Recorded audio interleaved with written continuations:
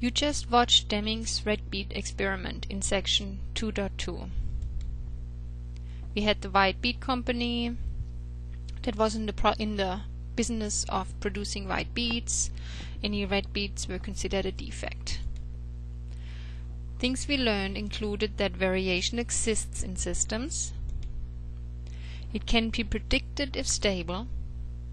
Remember, we had on each individual day quite a bit of variation, but on average it was somewhat the same from day 1 through day 4. All the variation in the production of red beads and the variation from day to day of any willing worker came entirely from the process itself. And numerical goals are meaningless, so me saying I want 0 defects but not fundamentally changing the process didn't do me any good, did it?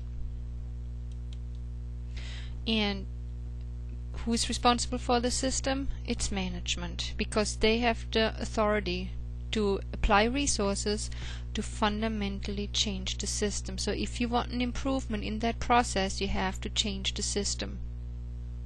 You can't just tell people, go make it better, and not change anything. Now, variation is due to the 6 M's. I need you to have those memorized. Machine, method, man, material, measurement, and Mother Nature is the last one. Anything or most things that you could troubleshoot in any type of business can be traced back to either machine related, method related, man related, materials related, measurement related, or Mother Nature related. Are we worried about variation? Is it going to keep us from sleeping at night? We know it exists. Is it a bad thing? Well, it really depends on the magnitude of the variation. There's 2 types of variation, and those 2 types were coined by Walter Shewhart, the inventor of the control chart. They are called the common cause variation and the assignable cause variation.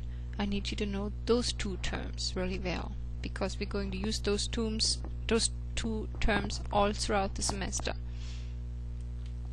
Common cause variation is that routine variation, that normal variation, the noise of the process. It's random, it's always there, and it's variation that cannot really be assigned to a special cause. It's just always there. It's that scatter of the process. Typically those little variations are numerous but individually small. It's inevitable normal scatter. The process is considered stable if you just have common cause variation, and it's the result of the 6 M's. Now, assignable cause variation, it's also called special cause variation. It's exceptional variation, extraordinary variation. It's significant. It is variation that if you go troubleshoot it, it can be assigned to a special cause. So usually you can find the root cause of that assignable cause variation. That type of variation could be large in magnitude, or it could look like a certain type pattern on a chart. It does present a problem. The process is considered out of control. It's not stable and predictable anymore. Usually assignable causes arise from external sources that are not inherent in the process. Maybe you have a bad batch of material, maybe you have a poorly trained operator, tool wear, miscalibration, and so on. And with assignable causes, we have to take action. Usually the person closest to the process will take action, troubleshoot, and get the process right again.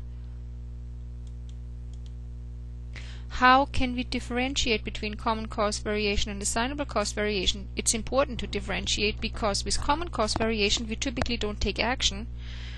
We just let the process run, but with assignable causes we are out of control.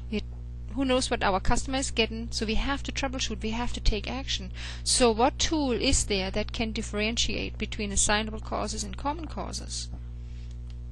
It is the SPC control chart, Statistical Process Control Chart. It's also called the Process Behavior Chart.